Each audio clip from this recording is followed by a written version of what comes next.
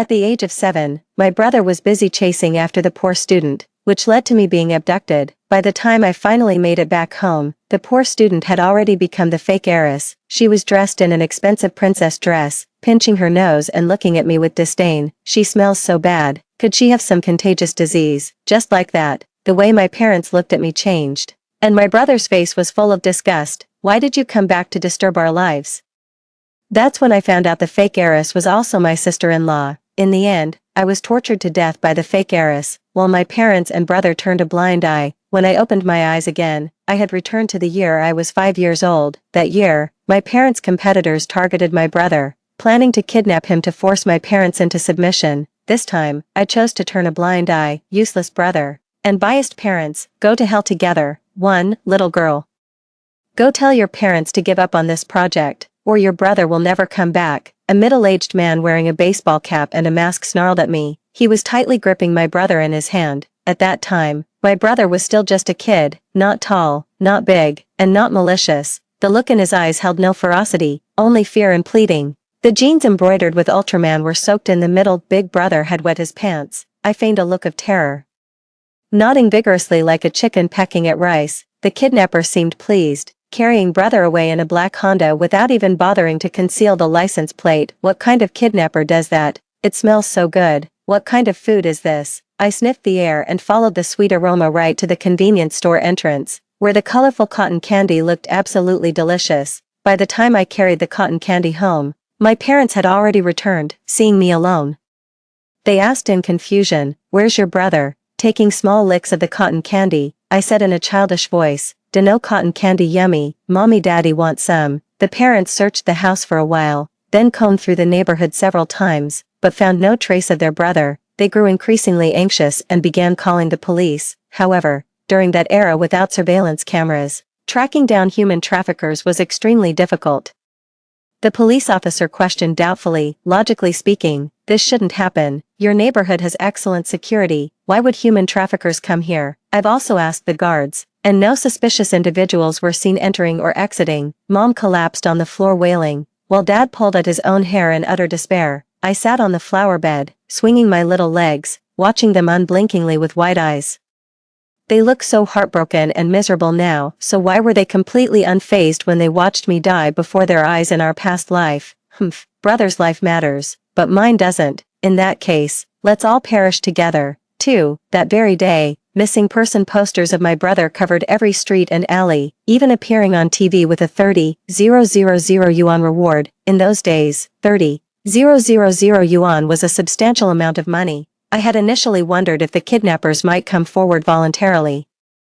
But once the missing person notices went up, I knew my brother wouldn't return. There was absolutely no chance of a private settlement anymore. Countless cases, big and small, occur every day, so my brother's case was temporarily set aside. In my past life, because I remembered the license plate number, the police easily found my brother, and his way of repaying me was letting me get kidnapped when I was 7. After all, we're siblings by blood, the same flesh and blood runs through our veins.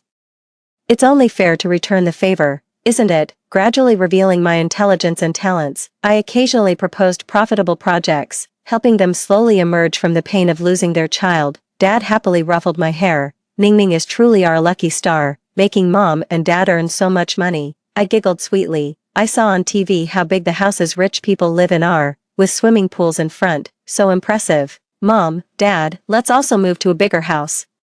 The neighbors would be wealthy too, and maybe we could network to earn even more money. I've heard people say that social circles are the most important thing. My parents were moved by my words and exchanged glances. Nowadays, our family earns enough to buy a villa, but they still hold on to thoughts of my brother. What if he comes back one day? So I need to sever their hopes and completely erase any trace of my brother from their lives. Dad nodded decisively and said, "All right. We'll listen to Ningning. Social circles are the most important." The next day, my parents went to look at houses and eventually spent a fortune buying a villa in the city center, where all the neighbors were either wealthy or influential figures. Being cute and sweet-tongued, I visited a few nearby households with cookies made by my mom and quickly became friends with them. As a result, my parents secured many projects, although they didn't make much profit due to low pricing. They managed to build valuable connections. Seizing the opportunity, I suggested, "Mom and Dad, since you're both busy with work and I'm often lonely at home, how about adopting an older brother to keep me company? Why do I need an older brother? Of course, it's to completely replace my brother's position in our parents' hearts, preventing them from giving him all the credit when he returns due to their favoritism towards sons over daughters.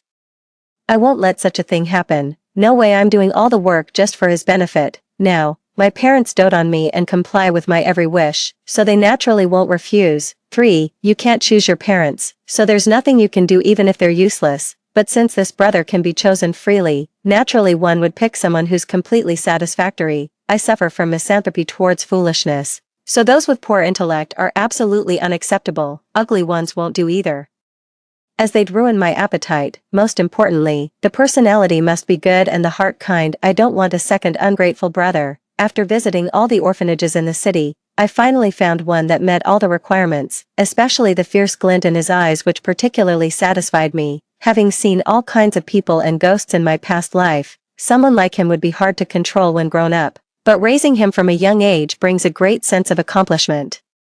My brother is lost. Can you be my brother? I took out a white rabbit creamy candy from my pocket and placed it in his slender hand, saying in a soft, sweet voice, I have lots of toys and snacks, and I can share half with you. Would you like to come home with me? No little boy could resist such an adorable kid like me, and he was no exception. He carefully took the candy from my hand without touching me, as if afraid of dirtying my fingers, but I actively grabbed his hand and proudly showed him off to my parents. Mom and Dad, I like this big brother. His parents were also very satisfied with his appearance. After asking a few more questions and finding him well-behaved and polite, they agreed. I gave him a new name, Lu Xingchen, because his eyes are as beautiful as stars. He lives in the room across from mine, with the same layout as my room. Originally, my parents had intended it for my older brother, but now he's living there. During meals, he also sat in the lower seat beside his father, the same place where his elder brother used to sit. Gradually, he truly took over his brother's position, and their parents instinctively included him in everything they did, even referring to him as our son in private conversations. At first, my elder brother was somewhat timid, but under my guidance, he became more outgoing and confident. However, perhaps it was because the first impression he had of me was that cute and vulnerable appearance, which left too deep a mark on him. This led to him genuinely protecting me like a little sister. Every night he would tell me fairy tales to lull me to sleep. He would pick the food I didn't like and eat it from his own plate. He even wished he could take the pain from me when I accidentally bumped into the table. 4. In the blink of an eye, high school began, and Lu Xingchen, wrapped in love, began to shine brightly, causing a stir the moment she stepped into the school. Although he was older than me, we were in the same class. This was both our parents' wish and his own, so he could better protect me. At the same time, an old acquaintance, Gu Jiejia, reappeared, the very culprit who had tortured me to death in my past life, the fake heiress. She appeared delicate and fragile, with every smile and frown exuding an air of pitiable charm, especially her watery eyes that made it hard not to feel compassion for her. Xingchen, look in the 3 o'clock direction. Is that girl pretty? Lu Xingchen followed my gaze and saw Gu Jiejia wearing a white dress with long, straight black hair. He didn't understand my meaning and said seriously, I don't know, maybe she's the type boys like. She's not just the type boys like, she's the type my brother is utterly infatuated with. The kind he'd watch his own sister suffer in agony for, leaving her neither able to live nor die. I licked my lips and asked, do you like this type? A flicker of disgust flashed in his eyes, yet his expression remained composed. I don't like it, I scoffed. Then what kind do you like? He looked down at me, raised an eyebrow, and said, I like the spoiled, willful, domineering, and unreasonable ones. Me, Gu Jiejia and I were classmates. She wasn't admitted through regular exams, but as a special enrollment student, specifically a financially disadvantaged student. Every year, elite schools admit a few financially disadvantaged students to showcase their tradition of not discriminating based on family background. In reality, these students often end up being bullied here, since most attendees are either heirs or children of the wealthy. In my past life, because my older brother protected her, she was able to swagger around here without fear. But this time big brother isn't here. Let's see how she acts up. The first class was self-introductions. Everyone took turns going on stage confidently without stage fright, having experienced big occasions before. Naturally they weren't afraid. When it was Gu Jiejia's turn, her little face flushed red as she hesitated shyly, too embarrassed to go on stage. I am too shy. The teacher smiled and said, it's alright, It's everyone's first time meeting, don't be nervous. Let's give a warm round of applause, classmates. The students started clapping one after another. Seeing that I wasn't moving, Lu Xingchen also refrained from applauding, but after 3 rounds of applause, everyone was growing impatient. Gu Jiejie still hadn't stepped onto the stage, biting her lips, her face turning even redder, with tears welling up in her eyes. What a useless thing, can't even handle the spotlight. 5. After this incident, everyone naturally distanced themselves from Gu Jiejie, finding her utterly repulsive.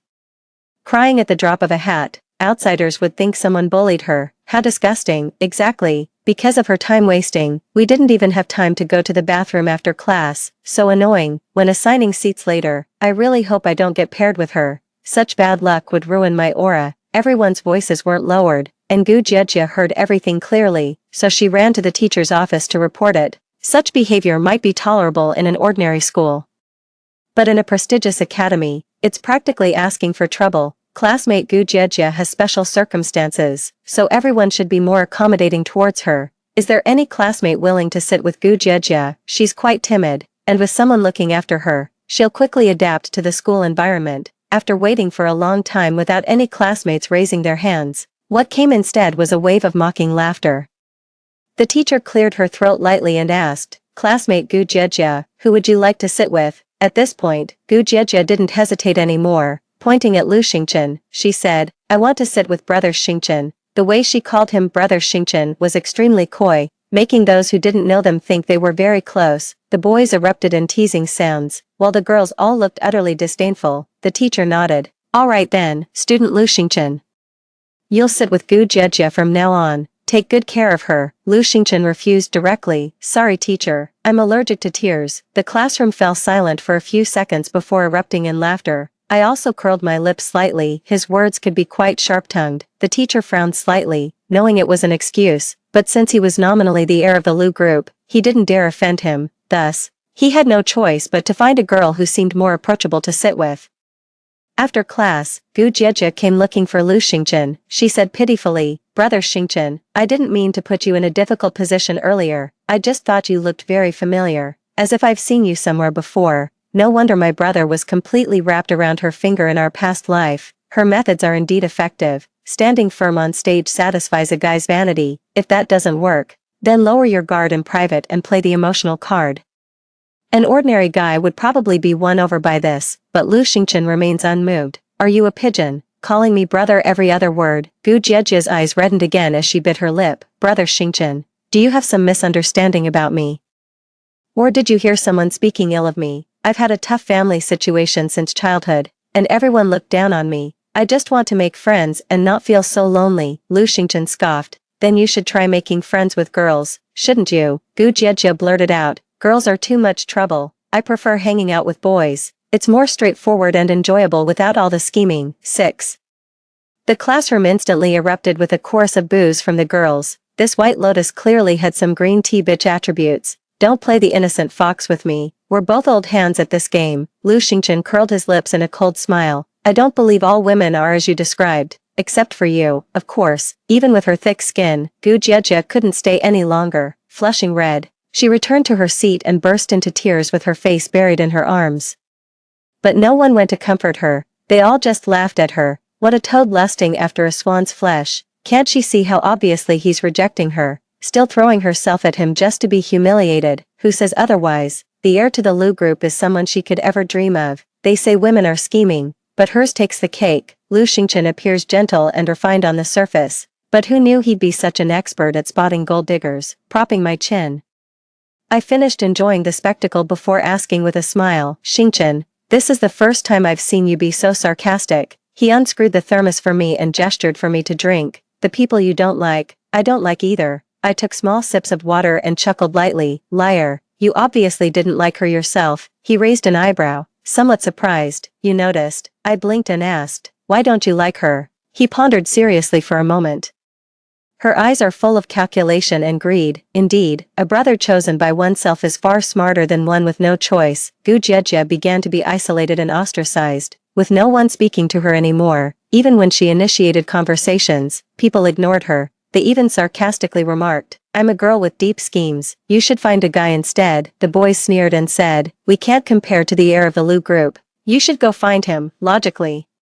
After reaching this point, one would usually stop making a fuss, attend classes obediently, and eventually be forgiven by everyone after some time, but her thought process was unusual. During the basketball game, she took the initiative to bring water to Lu Xingchen. Brother Xingchen, you play basketball so well, the whole school was watching, and boys from other classes were laughing and egging her on from the sidelines. It seemed like she was trying to emotionally manipulate Lu Xingchen.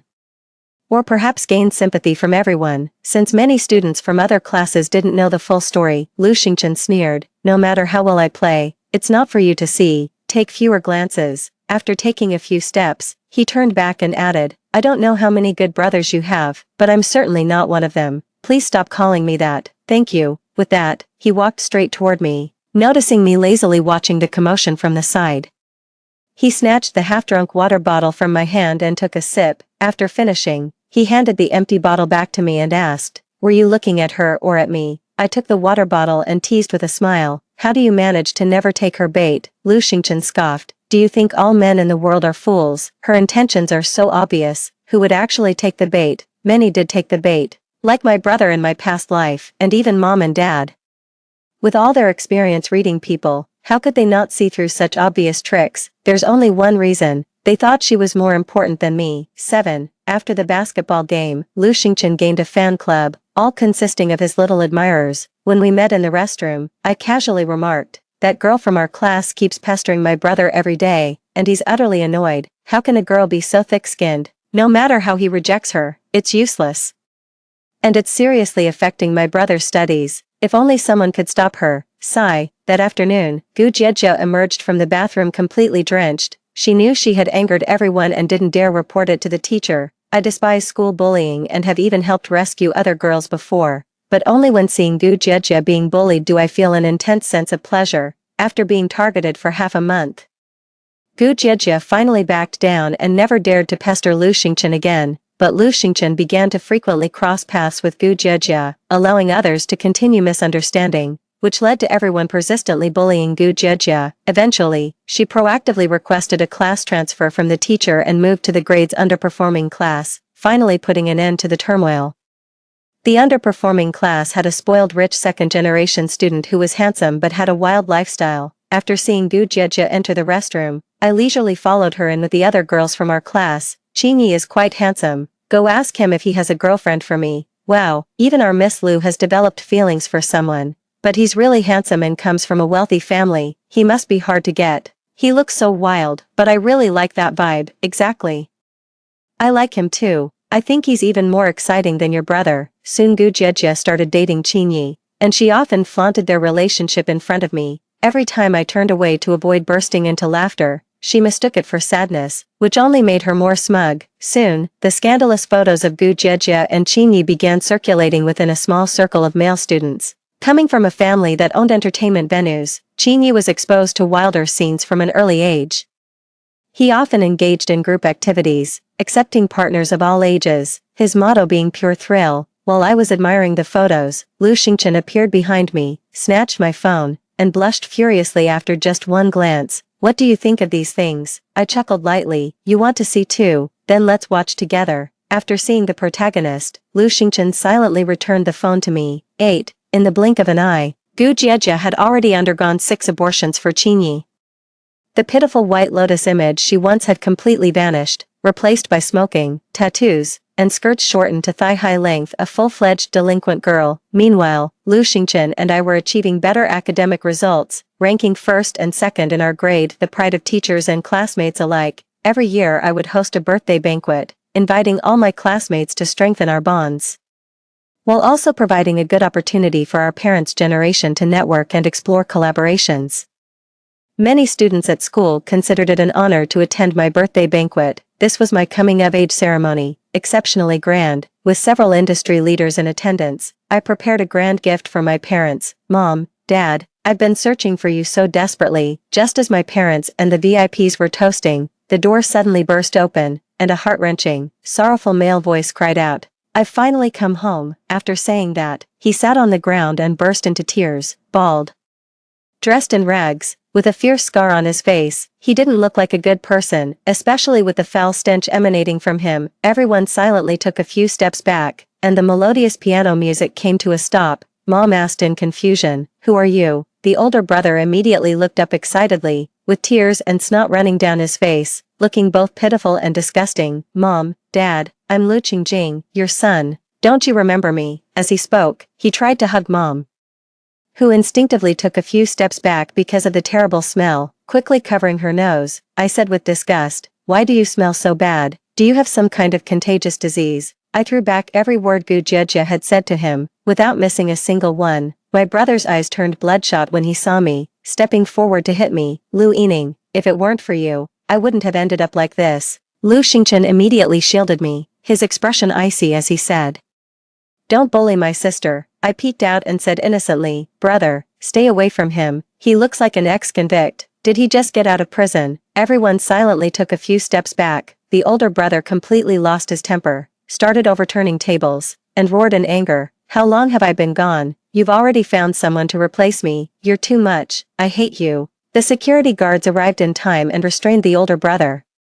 But this banquet was also forcibly interrupted. When they left, everyone had different expressions on their faces. What happened tonight would spread throughout the circle by tomorrow morning. The business deal that Mom, Dad, and the big shot were discussing also came to nothing in the end. Dad was so angry that he started throwing a tantrum as soon as they left. Couldn't he have come back at any other time? He had to show up now and completely humiliate us. Mom rubbed her temples, seemingly suffering from a headache caused by the earlier commotion. This child really came back at the wrong time. 9. The older brother, who had just finished showering and came downstairs, turned red with anger upon hearing this. "I'm your own flesh and blood. You don't care at all about how I made it back, how I've been all these years. I dreamed of our family reunion every night. How could you treat me like this?"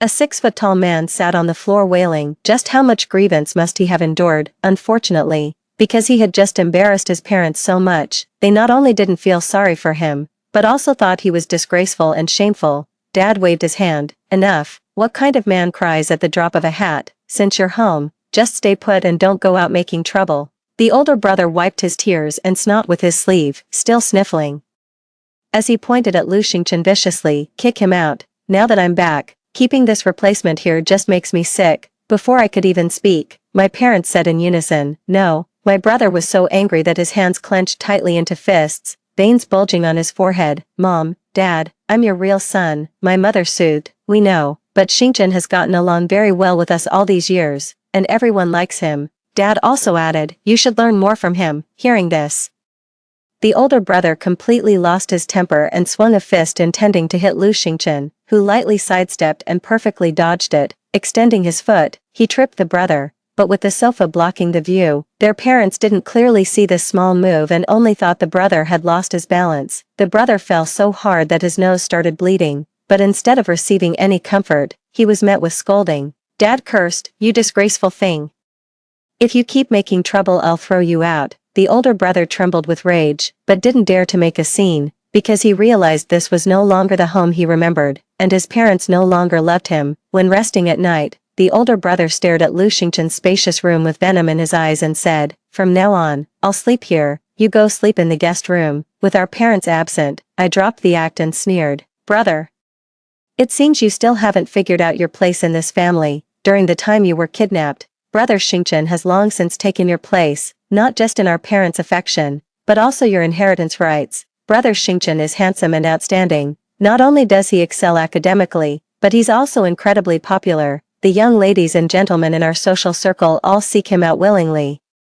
Do you really think your bloodline alone can compare to the benefits he's brought to the company? You'd better show some respect to Brother Xingchen from now on. Otherwise, once our parents grow old, you'll be thrown out and forced to return to that life of wandering and begging." Lu Xingchen stood quietly behind me, silent yet exuding an overwhelming aura of intimidation. Big Brother was furious, erupting into helpless rage. He nearly threw something but restrained himself, terrified that Dad might hear and actually kick him out, grinding his molars to dust. "Fine, just you two wait and see." 10. After escorting me back to my room, Lu Xingchen asked, "Do you really despise your brother?" I nodded, "Yes, I want to kill him." Lu Xingchen looked at me with a complicated expression, but didn't try to console me. I licked my lips. "Xingchen, don't you think Gu Jiejie and my brother are a match made in heaven? After some thought, Lu Xingchen nodded, a perfect match.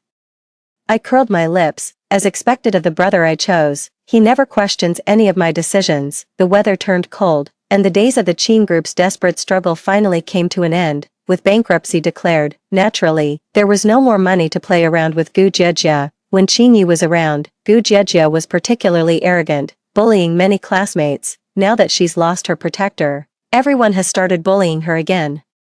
I arranged for people to corner her in an alley and beat her up. Then I played the hero and came to her rescue. Then it was only natural to invite her over to my place. Gu Jiejie, desperately needing a lifeline at this moment, naturally wouldn't refuse me, even going out of her way to flatter me in her words. I smiled gently. Let bygones be bygones. Let's be good friends from now on. Gu Jiejie nodded eagerly, afraid I might change my mind.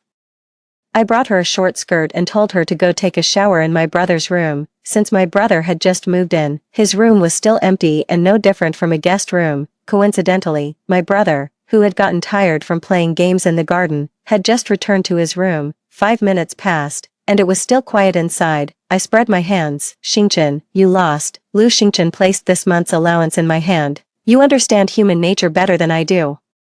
I smiled faintly. When it comes to human nature, you understand it better. But when it comes to the temperament of beasts, I understand it better than you. 11. That evening, Gu Jiejie stayed for dinner, reverting to her original White Lotus persona, docile and gentle. To top it off, I helped gild her image. Although Jiejie doesn't come from a privileged background, she studies exceptionally hard and refuses to yield to fate. She has a wonderful personality, and we all love spending time with her. Many guys are pursuing her too, but she has high standards and usually doesn't fancy ordinary guys. At this moment, Lu Xingchen also proactively picked up a spare rib for her. He said gently, you can't eat spicy food. This one isn't spicy. Gu Jiejie was flattered, her brother's eyes filled with determination, while I pursed my lips and struggled to suppress the smile at the corners of my mouth. Soon, her brother started dating Gu Jiejie. Initially, their parents had some reservations, feeling that Gu Jiejie's family background was too humble to match their son, but her brother insisted, believing that true love was what mattered most. As he said this, he provocatively glanced at Lu Xingchen, who lowered his head with a sorrowful expression. Thus, the elder brother became even more resolute, unwavering until death. In the end, Mom and Dad finally nodded in agreement.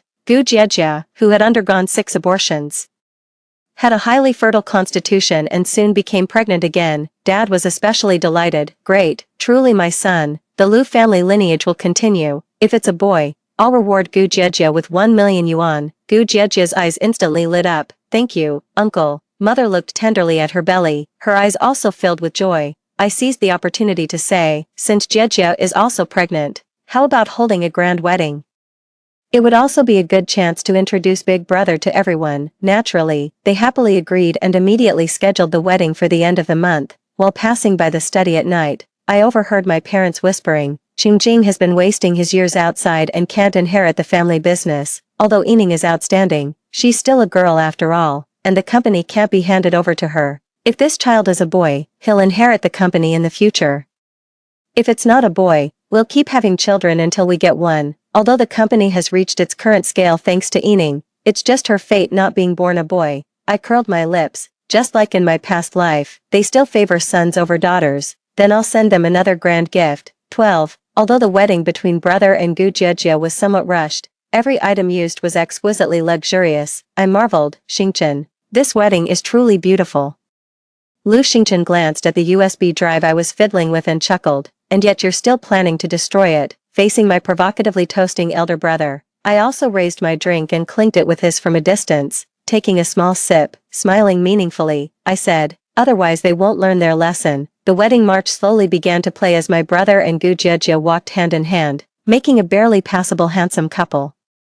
Both my father and mother took turns giving speeches on stage, reading from heartfelt scripts that brought tears to their eyes. Lu Xingchen peeled a white rabbit milk candy for me. I chuckled softly. What's this for? I'm not a kid anymore. He pushed the candy to my lips. Sweet. I mischievously licked it with my tongue and blinked. It really is sweet. He reached out and pinched my cheek, then shoved it straight in, rubbing my still aching cheek. I turned and headed backstage. Ah.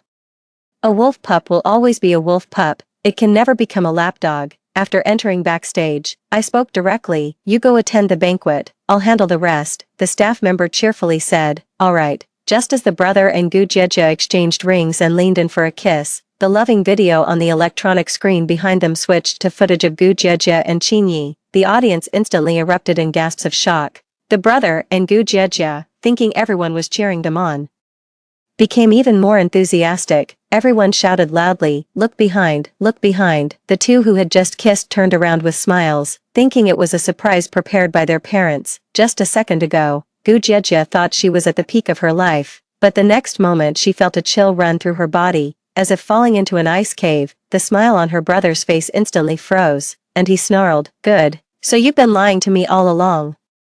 Gu Jiejia's face turned deathly pale as she trembled and said, "Let me explain." Her brother punched Gu Jiejia hard in the face, then kicked her stomach. "Tell me now, whose bastard is in your belly?" Gu Jiejia's snow-white dress was instantly stained red with blood. Writhing in pain, she couldn't even make a sound, but her brother, blinded by rage, continued beating and kicking her mercilessly. Someone in the audience wanted to go up and break up the fight, but the brother was acting like a madman at that moment. When our parents came out of the restroom and saw this scene, they hurried onto the stage to intervene, but were instead pushed away by the brother. Mom hit her head against a pillar, blood gushed out immediately, and she fainted from shock. Dad was also punched by the brother, knocking out his front teeth. Even 4 security guards couldn't restrain the frenzied brother. It wasn't until the police arrived that he was finally subdued.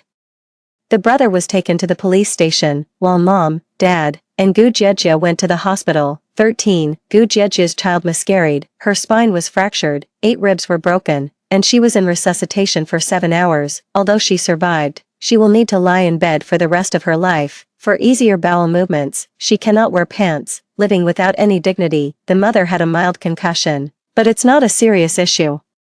The father had 2 porcelain fused to metal dental crowns implanted. I sat on the flower bed, swinging my legs, staring at them with wide, unblinking eyes. Now, I thought my parents would hire the best lawyer to reduce my brother's prison sentence by a couple of years, but they acted as if they never had this son. Oh, so they only feel the pain when they're the ones getting hurt. After the college entrance exams, I became the top science student, while Lu Xingchen scored 1 point less than me. I grinned widely, flashing my white teeth, and surprisingly he didn't seem annoyed at all. How embarrassingly my parents behaved at my brother's wedding last time is exactly how joyfully they're smiling at my college celebration now. They've finally realized I'm their only true pride. After graduation, I inherited my parents' company. Initially, I planned to scrap it and sell it as waste, destroying their life's work, but there was just too much money involved. I couldn't bring myself to do it. Being the CEO is actually quite comfortable. Lu Xingchen became a professor because during a truth or dare game at a class reunion after the college entrance exams,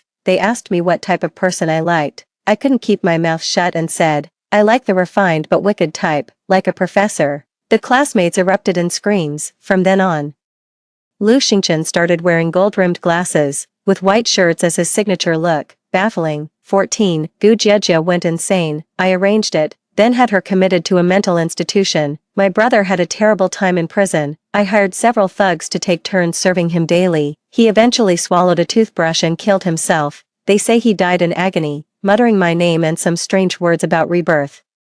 I've been thinking about how to arrange things so my parents wouldn't get their hands dirty, yet still make them suffer. But in the end, they beat me to it. They got hit by a truck while driving out, both seriously injured. I comforted the truck driver. "I know you didn't mean to. Life's hard for you too. You don't have insurance for the truck, right? Forget it then. No need for compensation. I'll even fix your truck for you. Everyone calls me the most conscientious businessman."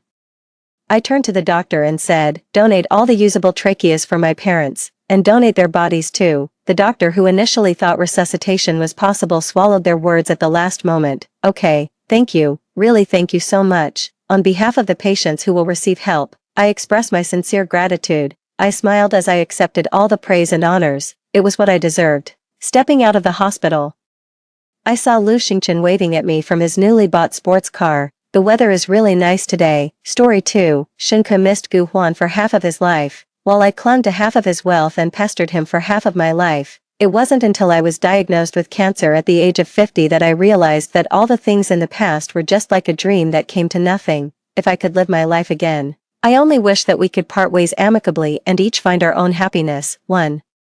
On the day I received the cancer diagnosis report, I somehow burst into laughter. When I was young, I was unwilling to let go, unwilling to be a witness to the love between the two of them, so I pestered them for half of my life. I got myself so angry that I fell ill. Now, looking back, all those things in the past were just like a dream that came to nothing. In the face of life and death, all love and hate are just trifles. On my 50th birthday, I made a wish: if I could go back to my 20s.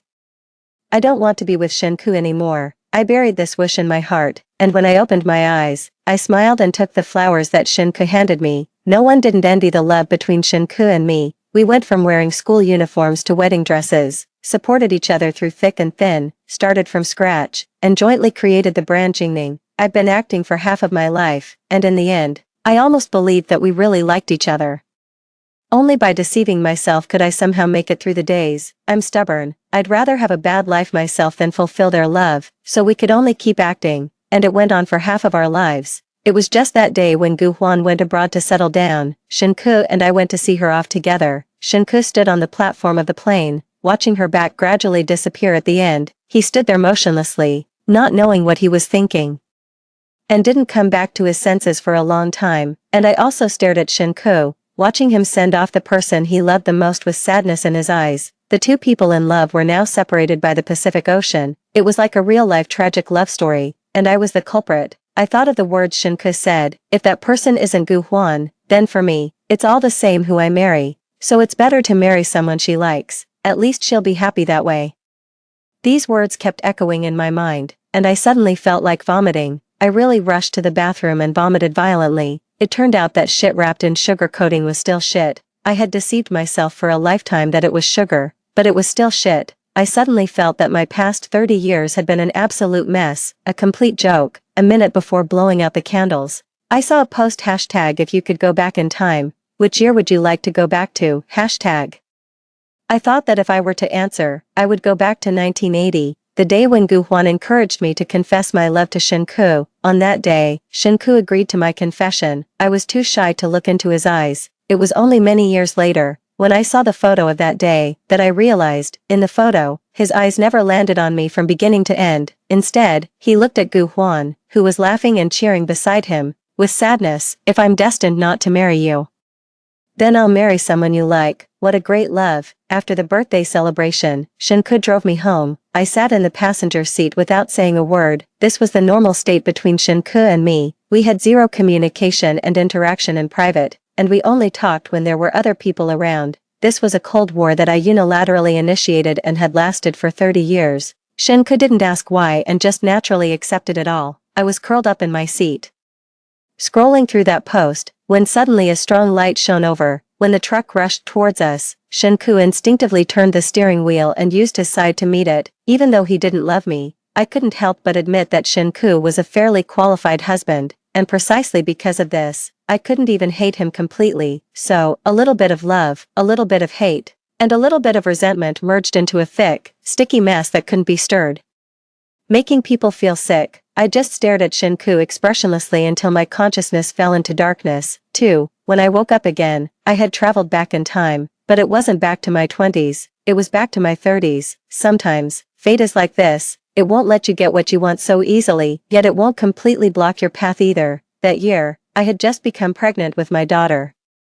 That year, Gu Huan had just gotten divorced. That year, I finally woke up from the beautiful dream that Shinku loved me. On September 18th, Shinku's birthday, I originally wanted to tell him the good news of my pregnancy as his birthday gift. When I arrived at the company excitedly, I heard the words that would torture me countless times in the future. Fate was so unpredictable, and I was back at this moment again. This time, I seemed so calm. However, when I heard those words, my heart still ached dully. If that person isn't Gu Huan, then for me, it's all the same who I marry, so it's better to marry someone she likes. At least she'll be happy that way. This time, I didn't turn around and run away, so I heard Shinku's next words: Yuntang has suffered a lot by following me. I won't do anything. I still remembered that day. I left the company alone and wandered outside for a long time. I didn't go home until it was dark.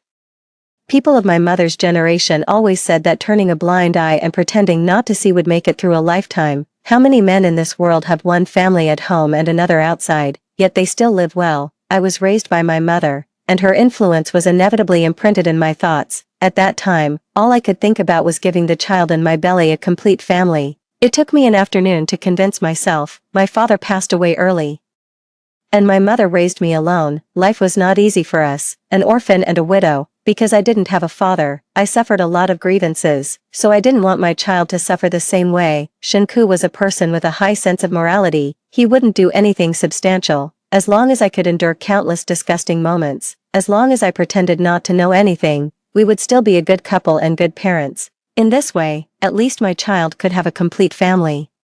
Both sets of parents could be at ease, and the company wouldn't be in turmoil. At that time, I considered everyone, but I didn't consider myself. I thought I was great and had once been immersed in this sense of sacrifice, until one day, my daughter Shinning said to me, "Mom, you don't have to smile when you don't want to. I've always wanted you to be happy, but I don't know how to make you happy. Even if my schoolwork is always the first in the class.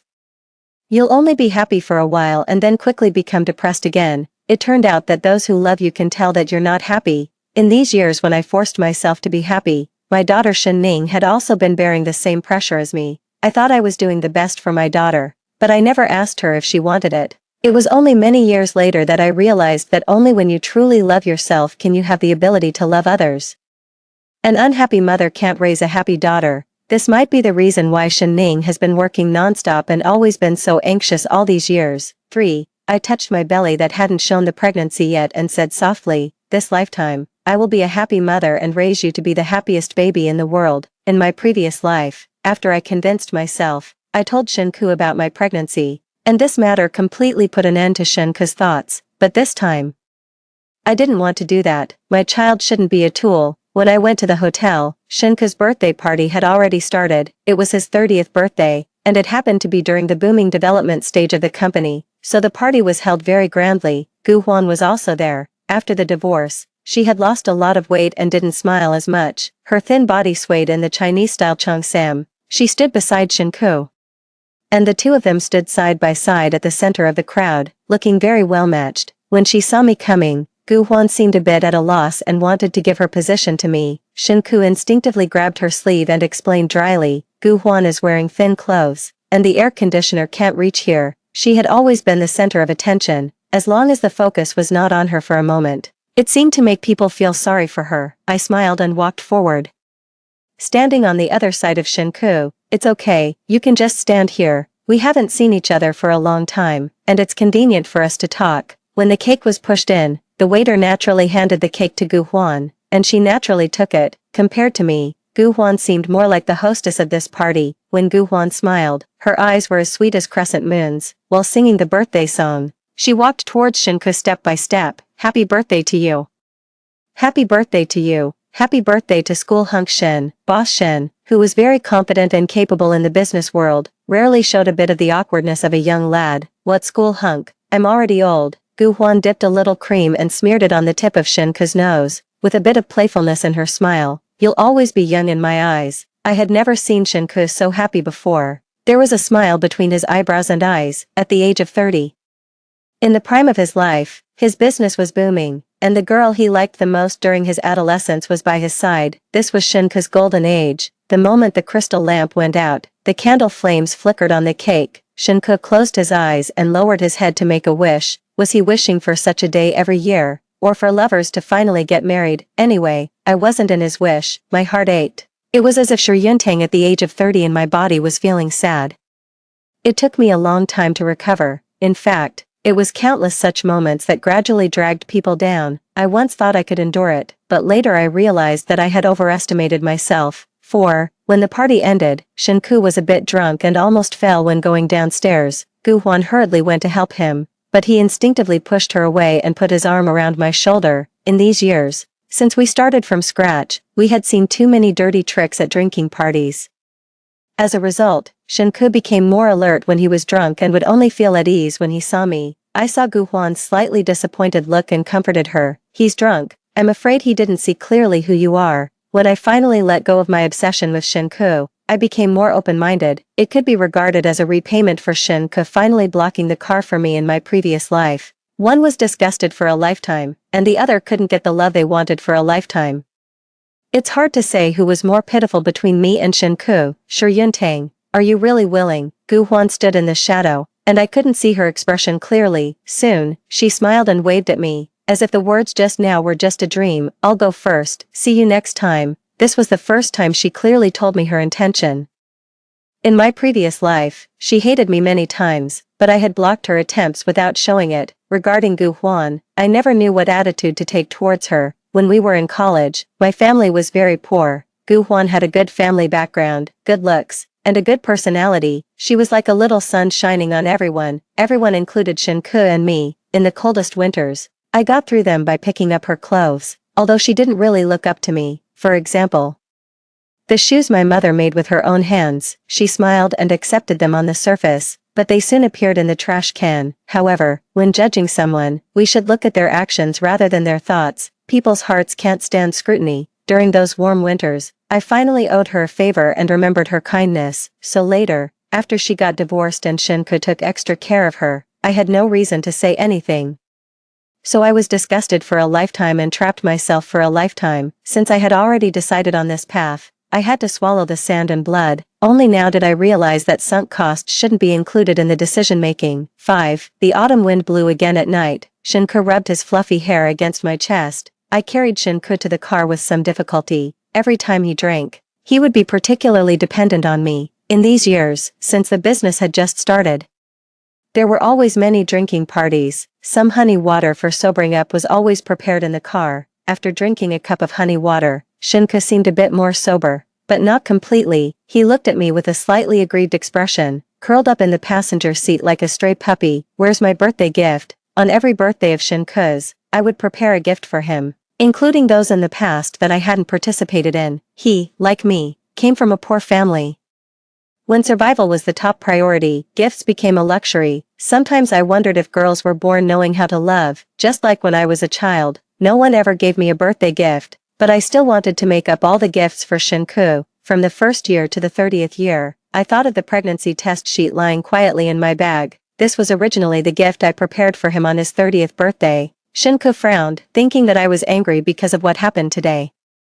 Gu Huan just got divorced and is feeling depressed. Today on my birthday, I just wanted to make her happy. Sorry, Yuntang, I didn't consider your feelings. I looked up at him, and he looked at me with full sincerity. Shinku was always like this. He could keenly sense the things that made me unhappy, apologize neatly, but still do the same thing next time. He spared no effort to help her with the divorce lawsuit, rented a house for her, found her a job, and when she was depressed, he raised a little dog with her. I still remembered that the dog's name seemed to be Zuitsui, and its nickname was Ai, which meant recalling the past. In order not to make me suspicious, he would ask me to go with him for all these things, so I was troubled whether I went or not. Because of these things, Shinku and I had many arguments. Later, we finally stopped arguing and also stopped talking. After giving birth to Anning, we started sleeping in separate rooms.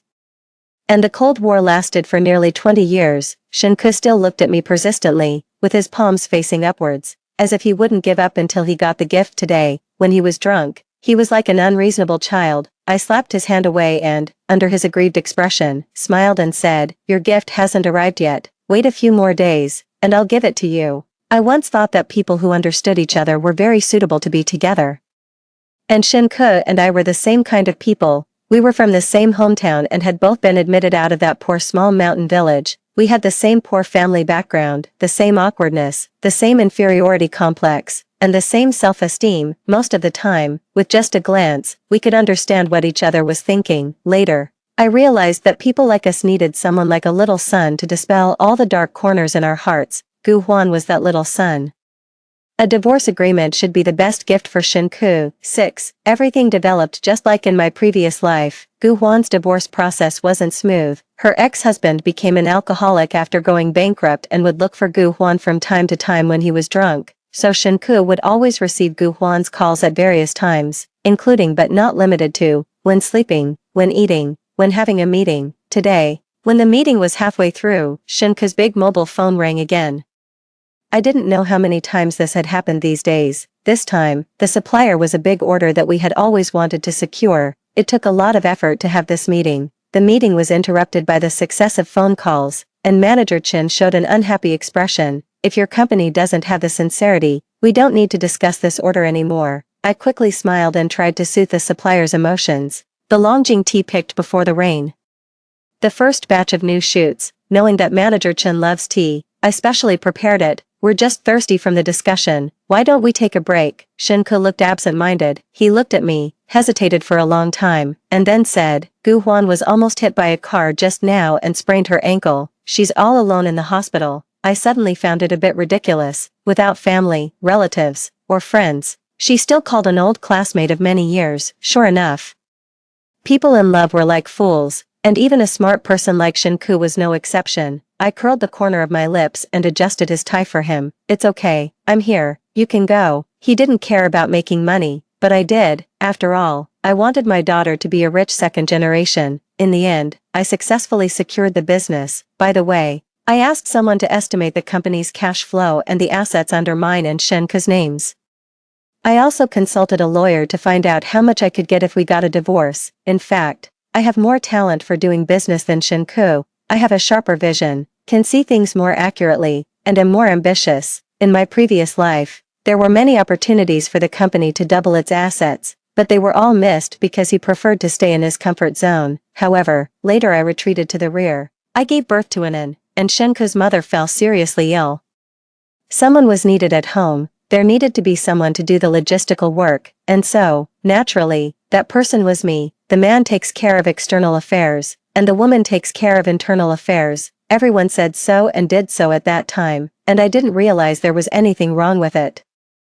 I didn't have much interest in the company. It was an antique that would eventually be eliminated by the times. In my previous life, I always wanted to carry out the company's reform, but I was restricted by various reasons. Now that I have a chance to live my life again, I have the ability and confidence to take my company to the next level. 7. After coming out of the hospital, Shenke said he wanted to arrange a job for Gu Huan and asked me if there were any suitable positions. I thought for a while and said, aren't you in urgent need of a secretary? I think Gu Huan is quite suitable. Shenke looked at me in surprise and asked hesitantly, is this appropriate? I comforted him, what's inappropriate about it? We're all old classmates and our own people. You can rest assured when using her. Shenke suddenly frowned and looked at me for a long time, then said, Yuntang, you seem to have changed. I smiled and replied, everyone changes. So Gu Huan officially joined the company. Every day, she dressed beautifully and followed Shenku, mainly responsible for some reception work. Many times, she was mistaken for the boss's wife by customers. She smiled shyly, and Shenku didn't explain. People in the company were spreading the word that Gu Huan would be the next boss's wife and subtly warned me to be careful. I just smiled and didn't care. After all, I didn't care about the title of boss's wife. What I wanted to be was the boss. Until the last moment of my previous life, Shenku didn't have any substantial actions. I even thought that if something really happened between them, it might be more beneficial for me in terms of property division in the divorce. When I no longer dwell on love, affection, and responsibility, my world suddenly became much clearer. Sometimes I even deliberately created an environment for them, hoping that they wouldn't let down my good intentions. 8. Shenku was busy helping Gu Huan with the divorce lawsuit, and I was even busier than him. In my previous life, a college student came to the company to seek investment. I saw his potential at a glance, but since I couldn't make the decision, it eventually came to nothing. Later, it turned out that I was right. He held his patent and became a well-known tech tycoon later. In this life, I was afraid that there would be any variables, so I took the initiative first. I walked around near the university town for several days in a row, and finally, I found Jiangqing. The person who would later be on the list of the wealthy was still just a poor student who couldn't even get enough to eat. I sat in front of him and said straightforwardly, I hope to invest in your patent. You will have full decision-making power in the company, and I will provide you with all the necessary resources and talents. Jiangqing looked up at me in a daze, swallowed the steamed bun in his mouth, and burped. I looked at him eagerly, waiting for his next words. After a while, he said quietly, do I look easy to deceive? I was taken aback for a moment and then smiled. I can take you to my company to have a look. Jiangqing was very defensive. I accompanied him to visit the company and the science and technology park for an afternoon, and then he finally believed me. Securing Jiangqing's patent laid a solid foundation for my business blueprint. When I got home, it was already very late. It seemed that Shenku was waiting for me. He had fallen asleep on the sofa and only got up when he heard the commotion. Why did you come back so late? I casually found an excuse to perfunctorily answer him. Shinko followed me attentively. Gu Huan has had too many things going on recently. Thank you for your hard work with the company's affairs these days. It was nothing more than an apology for ignoring me these days and a thank you for my hard work. There are some men in this world like this, they understand everything but don't change anything. His warm breath coiled around my neck, and his voice was hoarse. I held down his restless hand and said coldly, I'm very tired. He turned over, and there was a hint of irritability in his tone. Gu Huan just got divorced. She helped us a lot in the past. Now that we're doing well, it's normal to give her a hand. Without her, we might not have made it. Yuntang, we can't be ungrateful. In my previous life, I was trapped by the word kindness and endured everything, suffering losses everywhere. I was too lazy to talk nonsense with him. Many words can hurt you only if you care about the person who said them. But I no longer cared about Shinku. His words were just like the buzzing of flies in my ears. 9. My belly was getting bigger day by day, and my secretary, Xiao Lu, even asked me if I had gained some weight these days. I must get divorced before it's discovered and complete the independence of my personal company. If possible, I must obtain clear evidence of Shinku's infidelity, so the school anniversary became the best opportunity, remembering the past, reflecting on the hardships, and then getting drunk and losing one's senses. It would all happen naturally. I specially prepared a white shirt for Shinku. Although he was already 30 years old, he looked a bit like a college student when wearing it. In college, this was the set of clothes he wore most often. He would hold a book and read in the pavilion, and there was still a steamed bun in his hand. He was good-looking. Even though the shirt had been washed until it turned yellow, he still had a clean and good-looking appearance. Before he left, I carefully ironed his clothes and then helped him put them on. Shinku looked at me quietly with his head lowered. Are you really not going? There's something to deal with at the company. If you don't go, aren't you angry when others make jokes about me and Gu Huan? I trust you. He looked at me for a long time and suddenly became a bit angry, saying angrily, I don't know what you've been busy with recently. Whatever, I'm leaving. I didn't know why he was angry. After Shinku left, I found Jiangqing. Jiangqing was an alumnus of my university. After getting along with him these days, I found that he was a pretty good candidate. When Jiangqing heard what I said, his eyes were shining, and he strongly recommended his roommates to me. He promised repeatedly that he would never miss any clue. The word watching the excitement seemed to be engraved in the DNA of Chinese people, especially when it came to catching someone in the act of infidelity. At this time, videos couldn't be sent, so they relayed the scene to me using a beeper throughout the process. Jiangqing had a good writing style and was humorous. I was even amused by what he said. Some things, when you don't consider yourself an insider, you'll find that they are absurd and ridiculous. When we were at school, everyone thought that Gu Huan liked Shinku. She always liked to put the drumstick from her bowl into Shinku's rice bowl and always liked to follow Shinku. She also gave Shinku clothes many times. But Shinku didn't accept them, so she asked other boys to give these clothes to Shinku, pretending that they were clothes the boys didn't want anymore. That's what she said, but who would really be willing to give up such new brand name clothes? It was more of a tacit understanding between the two parties. At that time, I really thought they would get together, and I was also very sensible and hid my feelings well.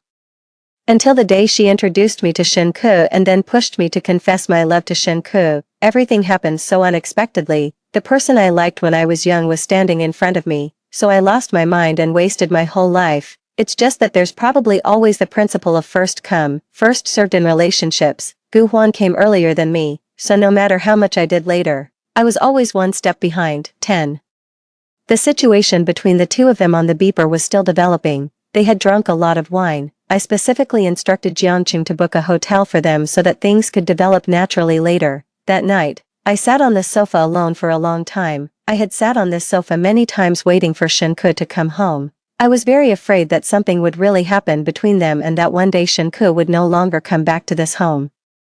So I waited on this sofa night after night until he came home, but I never thought that one day I would be waiting on this sofa for evidence of their infidelity. However, instead of waiting for the evidence of infidelity, the door was knocked on. Jiangqing supported the drunk Shinku with a look of despair. There were vomit stains all over Shinku's clothes. He's drunk and keeps calling your name. I hurriedly asked the aunt to support Shinku. Jiangqing looked at his clothes with pity.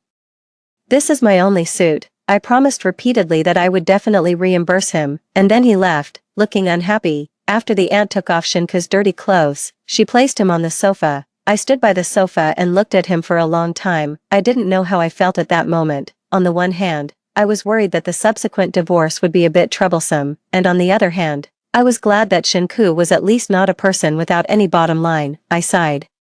When I was about to leave, someone grabbed the hem of my clothes. I turned around and saw that Shinku's eyes were red, and he asked me aggrievedly, "Yuntang, why don't you care about me anymore?" I tried to pull the hem of my clothes away, but he held it tightly, as if he had to get an answer. Finally, I squatted down and looked at him quietly, and he looked at me too. "But isn't this what you want, Shinku? Tell me what exactly you want." Shinku didn't answer. He once asked me the same question.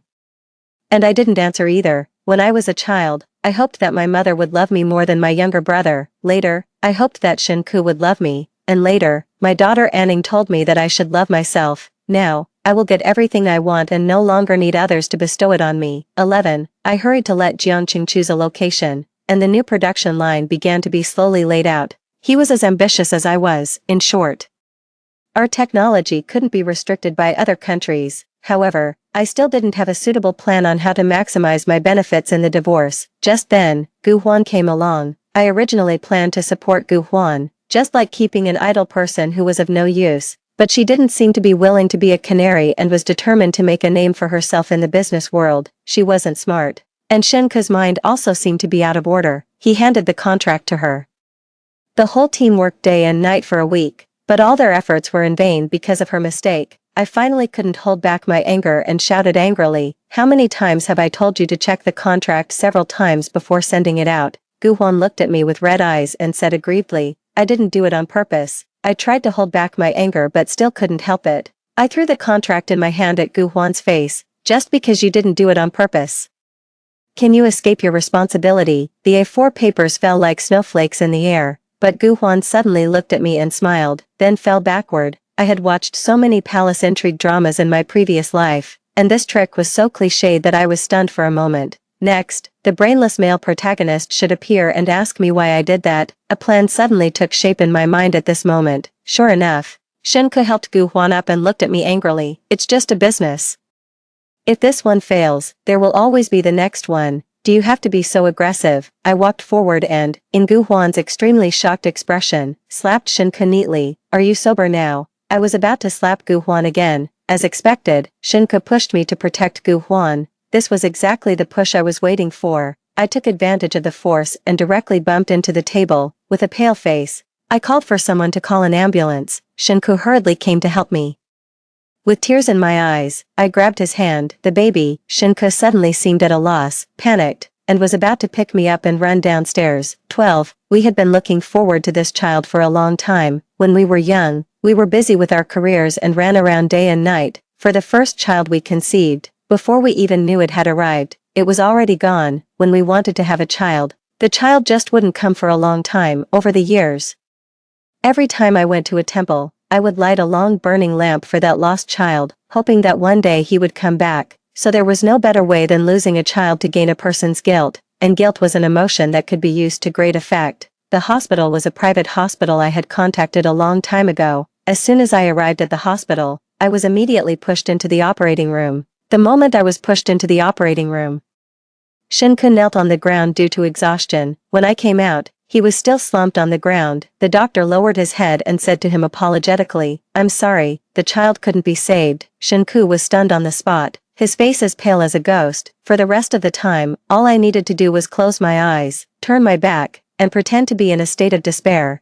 During the few days I stayed in the hospital, Shinku stayed by my side every step of the way. Many nights, I heard the sound of him tossing and turning. On the day of my discharge, I looked at him. "Let's talk." He hurriedly went to pack things, avoiding the topic. "There are so many things and they haven't been packed yet. The doctor will come to check us out soon. Just lie here. Shelley will come to pick you up later. The wind outside is strong. You can't catch a cold." He kept packing things on his own, and I just watched him quietly. Finally, when all the things were finally packed and he finally had no reason to delay, "Can we talk properly now?" He remained silent. I sent him the document drafted by the lawyer. "If there's no problem, sign it." Shinku's lips moved, but in the end, he said nothing. Some things reach a certain point where both parties know there's no room for redemption. He signed his name without even looking at the contract. I left the company to him, split off one of his most promising departments, and took the talents there to Jiangcheng's new factory area. standing on the highest point nearby and looking down at this place. Construction vehicles and construction teams were working day and night.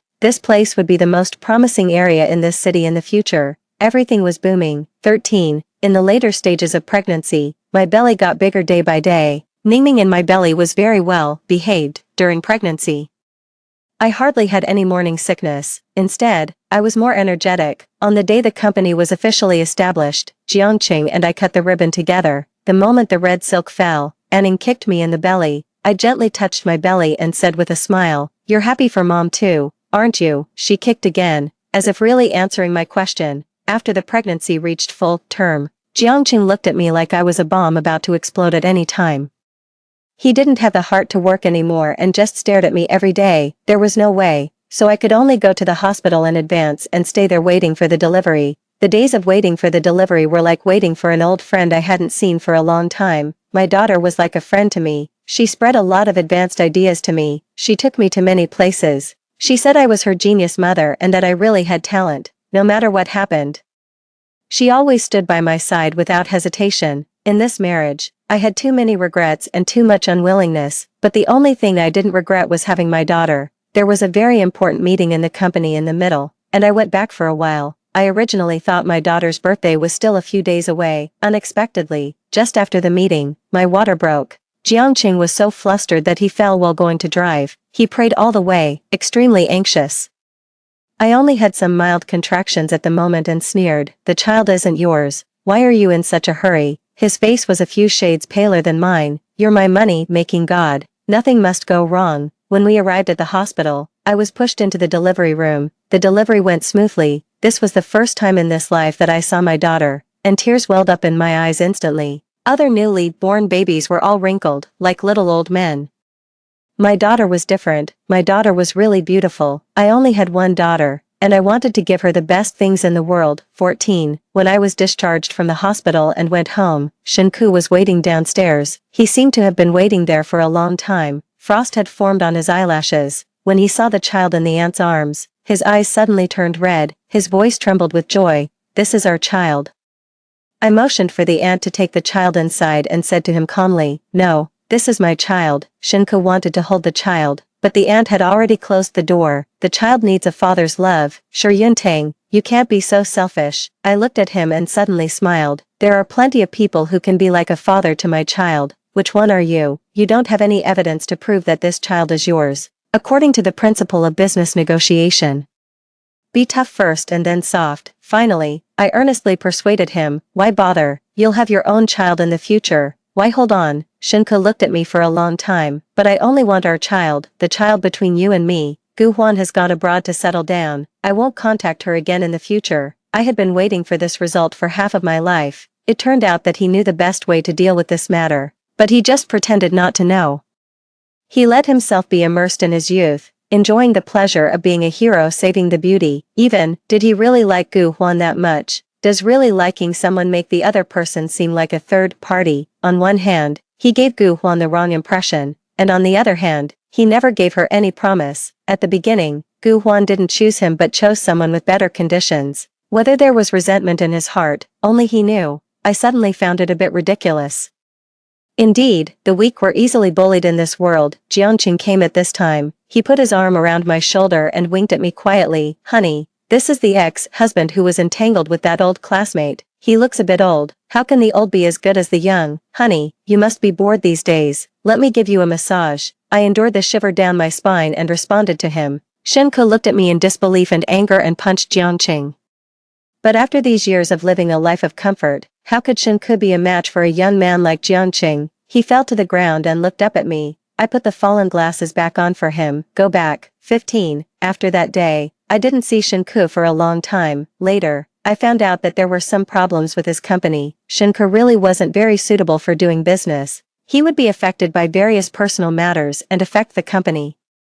A factory supported the livelihoods of hundreds of employees. In the previous life, he had it too easy. Now that something had happened, there was no way to turn things around. I acquired his company and upgraded the original production lines. When the child was 3 years old, Jiangqing said he wanted to be the father of my child. I frowned and examined him, trying to understand what he was thinking. "Tell me you're joking." Jiangqing shook his head. I took a deep breath. Are you out of your mind? Do you like being a step-father so much? Jiangqing looked at me pitifully, seeing that I was angry. His voice became much smaller. It was just that day when Gu Huan went abroad to settle down. Shenke and I went to see her off together. Shenke stood on the platform of the plane, watching her back gradually disappear at the end. Exactly. I had a headache and my expression became much more serious. In business, we should talk about business. It's best not to mix other things among business partners. Jiangqing looked at me stubbornly. Don't worry, it won't affect the business. I was really at a loss and tried to persuade him euphemistically. Think about it in another way. I can have many men, but I only have you as a business partner. You're irreplaceable. Thinking like this, don't you feel honored?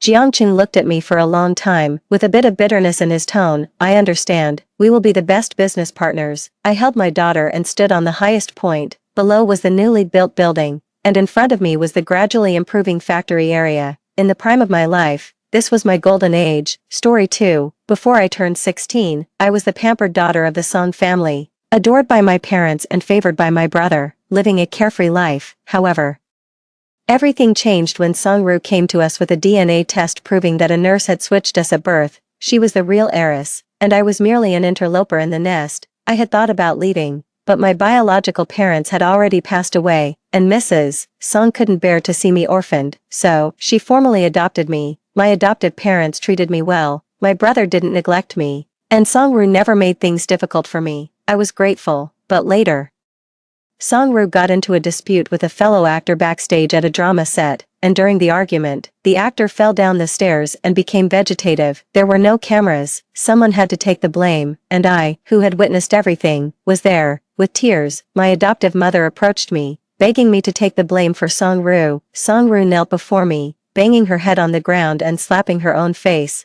apologizing to me. The family was heartbroken, so, I nodded, I took the blame.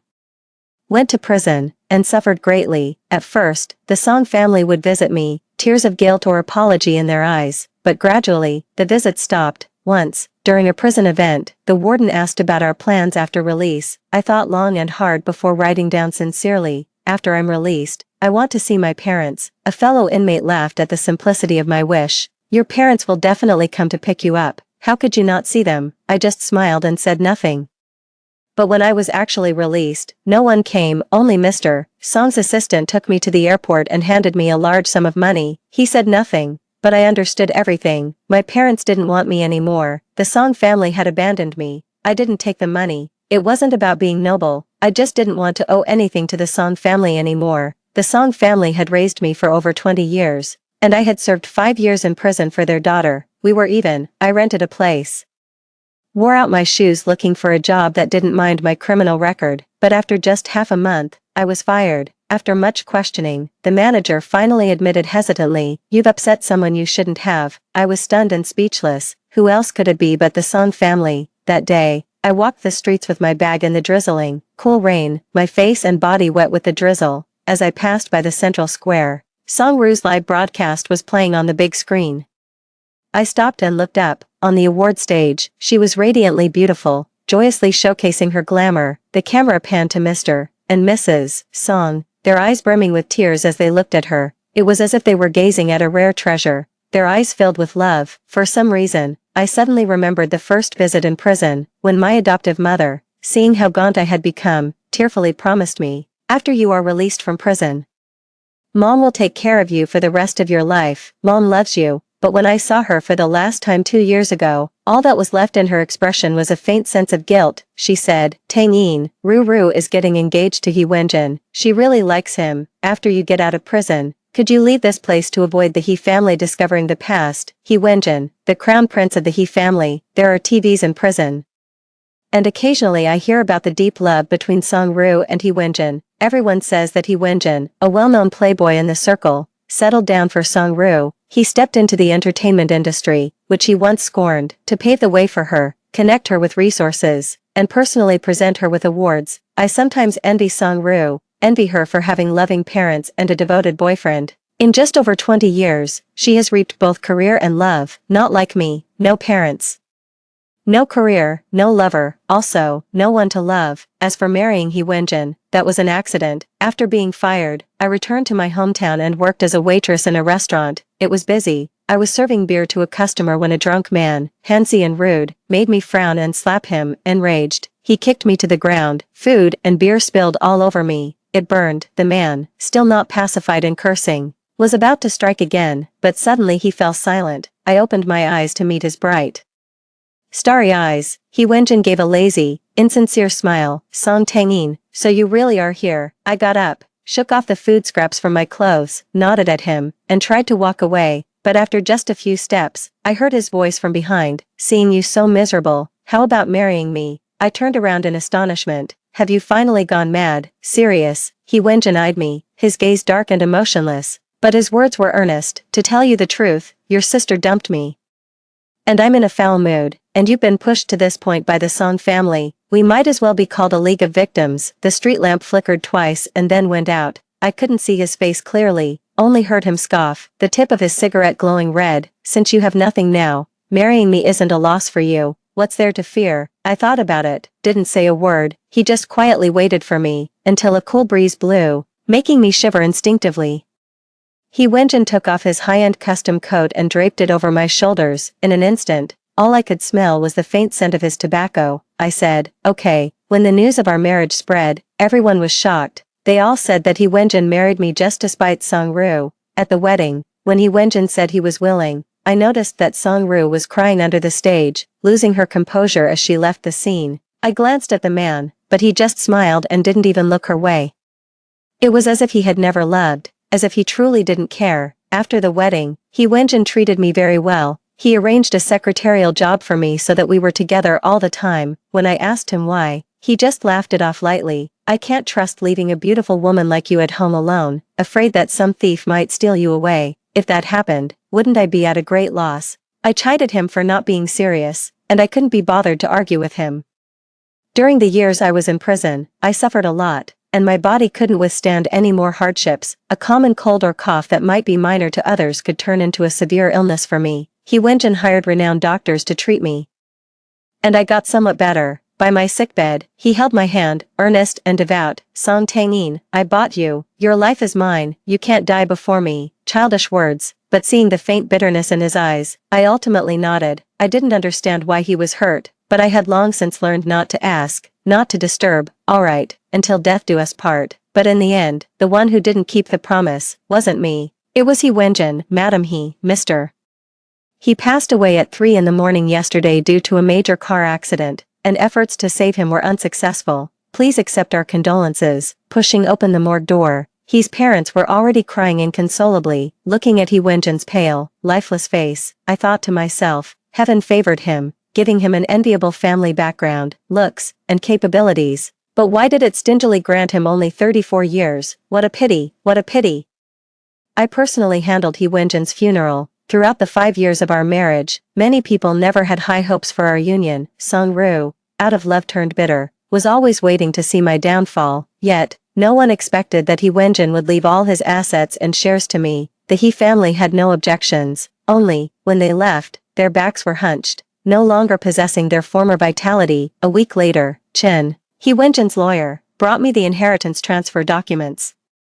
And as he was leaving, he handed me a voice recorder. This was Mr. He's belonging. It has been repaired, and I think you might need it. Song Tangin. In the voice recorder, the man's voice was clear yet husky, tinged with a bit of static, making it raspier. I didn't marry you because I was trying to spite Song Ru. I married you because I liked you. I was stunned for a moment, yet my heart remained calm. As if I had anticipated this, He Wenjin chuckled softly. Perhaps you've forgotten. But we've met before. Back then, you were the untouchable heroine of the school, extremely intelligent, the teacher's favorite, and my mentor would always talk about you. Every time he finished chatting with your teacher, he would come to me, puffed up with anger, and say, He Wenjin, I'm annoyed with you now. Stay away from me. He imitated his mentor's tone, sounding especially endearing. I chuckled subconsciously, but the next moment, I slowly reined it in. He Wenjin continued. I used to dislike you, yet I couldn't help but keep my eyes on you. It's like I had a bit of a masochistic streak, haha, but then, you ended up in jail for what they called intentional injury. I didn't believe it. I had to investigate it myself, but unfortunately, the Song family had cleaned up all the evidence so thoroughly, so I turned my attention to Song-ru. It turns out, the love story between Hee Wenjin and Song-ru, which everyone talked about, was merely an excuse he used to uncover the truth behind my imprisonment. What Hee Wenjin didn't expect was that Song-ru was tight-lipped, but eventually, he still found some traces. I suddenly remember, before we got married, Hee Wenjin once asked me excitedly, "Ian, do you want revenge?" No, I shook my head. It's all settled. Years later, I finally understand. That day he must have discovered the truth. He sought the truth for me, and for me, he kept that truth hidden. It turns out, it was all because of me. The emotions in my eyes violently trembled, my whole body couldn't stop shaking, and tears fell drop by drop. 07. But speaking of which, my acting must have been very, very good, so I deceived everyone, including you. Do you know how adorable your expression and eyes were when I asked you to marry me? Never mind, I've spoken too much again. Actually, I've always wanted to ask you. Hee Wenjin coughed, his usual pride replaced by a rare shyness of a young man.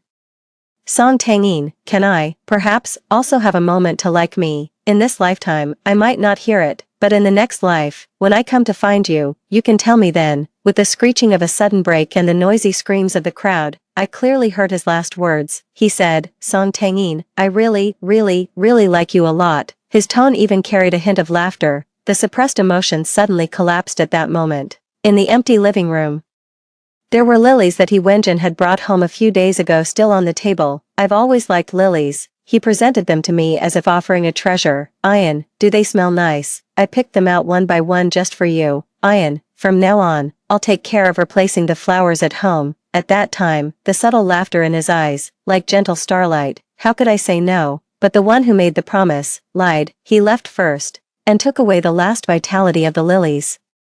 The warm sun shone through the floor-to-ceiling windows onto my shoulder. I reached out to touch it, but it only felt cold. To this day, I finally glimpsed the vast and secret love that Hee Wenjin hid beneath the ice. But, it seems too late. 08, Lawyer Chen met Mrs. He again a week later. He came to pick up the inheritance transfer document. He had followed Hee Wenjin for many years and had seen Mrs. He many times. In his memory, Mrs. He was always dignified, gently smiling like a jade Buddha on a pedestal, coolly observing the world's tumult, neither happy, nor angry, nor moved. Even when she learned of Hee Wenjin's death, she was momentarily stunned, yet her eyes remained dry. Hee Wenjin had been so kind to her, yet, all he received from her was a single tear. Attorney Chen had once felt that Hee Wenjin deserved better, but this time, as soon as he entered the living room, he saw Mrs. He holding several bunches of wilted lilies, her complexion paler than the falling snow. Upon seeing him, she didn't even offer a courtesy smile, but stated coldly, Attorney Chen, donate his assets to the orphanage. I don't want them. There was no room for discussion. As he was leaving, Attorney Chen couldn't help but turn back and ask, Madam, did you ever love Mr. He, Mrs. He just smiled, but did not answer. Years later, Mrs. He became a philanthropist widely covered by the media, having supported countless orphans. When he saw her again, it was at her bedside. She was only 45 years old, yet her hair was completely white. At that moment, she looked out the window as if she saw someone, her face showing a hint of girlish naivety, and she said, I did, I always have. Ian, please save your sister. She's still so young, she shouldn't be going to jail. Sister, I really know I was wrong. I didn't mean it. I don't want to go to jail. I'm a big star. Going to jail would ruin my life. When I woke up from the darkness, what I heard were loud cries. My head was throbbing as I slowly opened my eyes to see everything clearly. Song-ru was kneeling on the ground, crying her heart out. Song's father was holding her, comforting her with tenderness, and Song's mother, gripping my hand tightly, her face covered in tears, her voice choked but very serious. Ian, would you go to jail for your sister? I silently looked at her, as if encouraging her. Song's mother gritted her teeth and said, Ian, there were no cameras at the scene, only you and Aru were present, and the paparazzi only captured a silhouette that can't be identified. Just admit that you accidentally pushed He Xiaoxiao. The police won't find out anything. Don't worry, once you're in prison, Mom will make sure everything is taken care of and you won't suffer. After you're released, the Song family will take care of you for life. She had said the same thing in my previous life, but that promise expired after just 1 year. After the guarantee expired, I was kicked out of a single room and, because of my looks, I suffered bullying and retaliation, beatings, insults, even poisoning. It was unbearable, but no one saw me, until I was hospitalized due to nitrite poisoning from the food. Song's mother came to my bedside that day.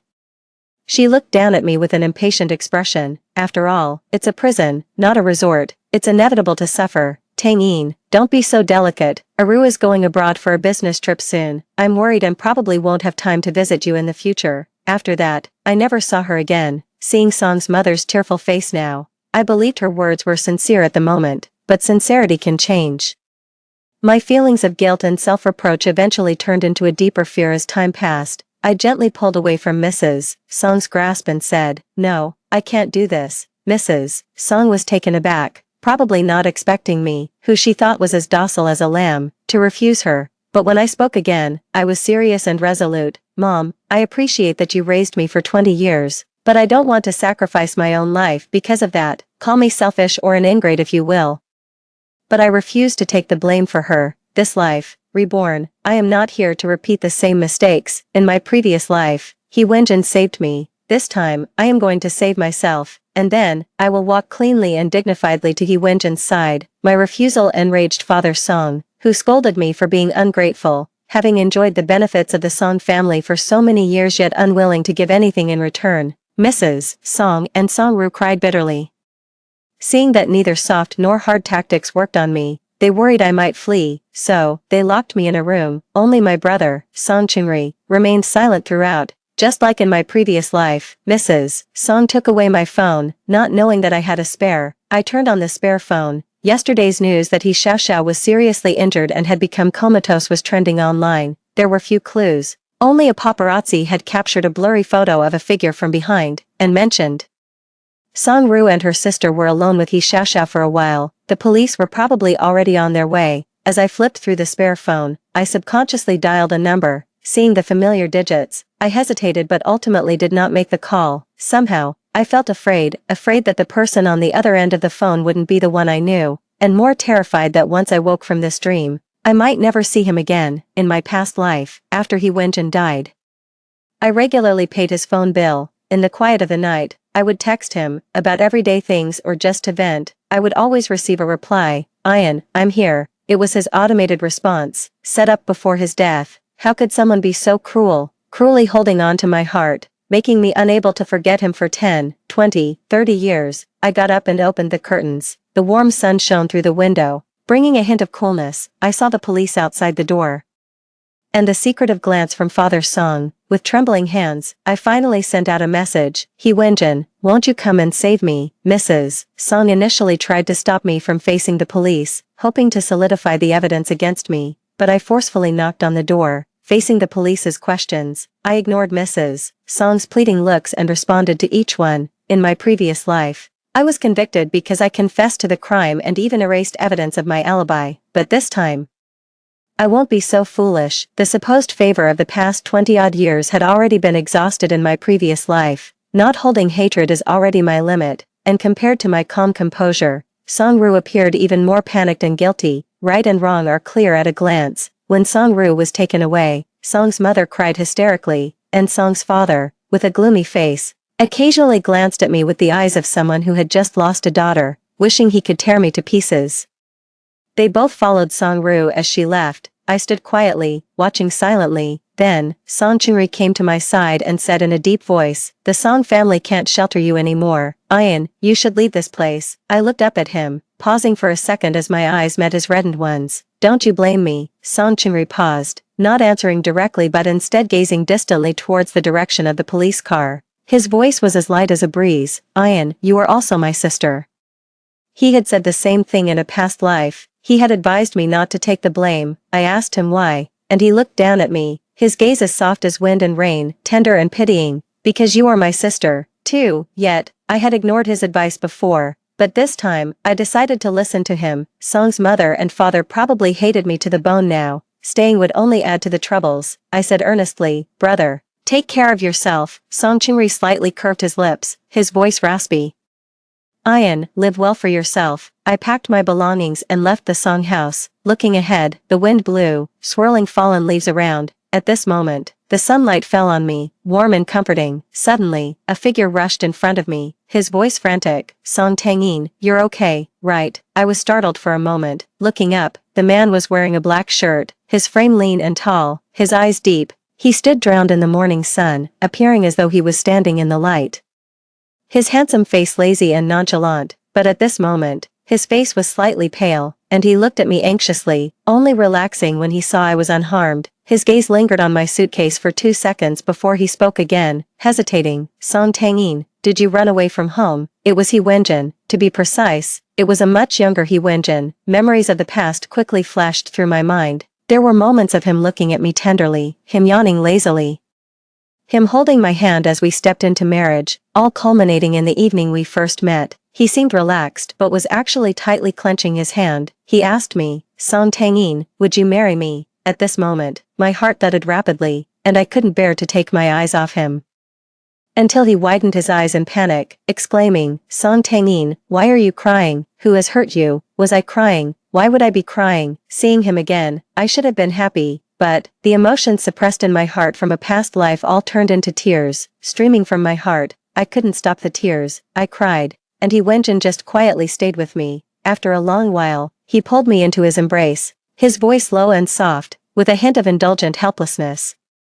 As if cajoling a beloved child, he said, Ian, don't cry. Who has bullied you? Shall I avenge you? No. I clutched at his sleeve and shook my head. No revenge. In this life, I just want to be together with you properly. I don't want anything else. I followed He Wenjin back to his apartment. It was cold and empty. That was his style. In my previous life, after He Wenjin had passed away, I lived here for a long time. It was a way of remembering, and perhaps reminiscing. It's hard to explain.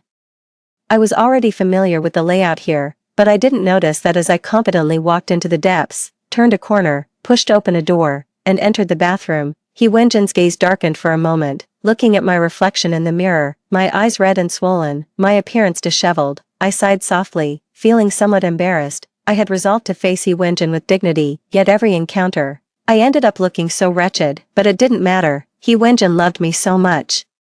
He wouldn't disdain me, never. That was the most certain and sure thing in my life. Stepping out of the bathroom, He Wenjin was leaning against the door waiting for me. He asked me, why are you crying? I candidly recounted everything that had happened just before. There was nothing to hide between us. After listening, He Wenjin was momentarily stunned. So, the Song family wants you to take the blame. I nodded, but I refused. This matter won't end so simply.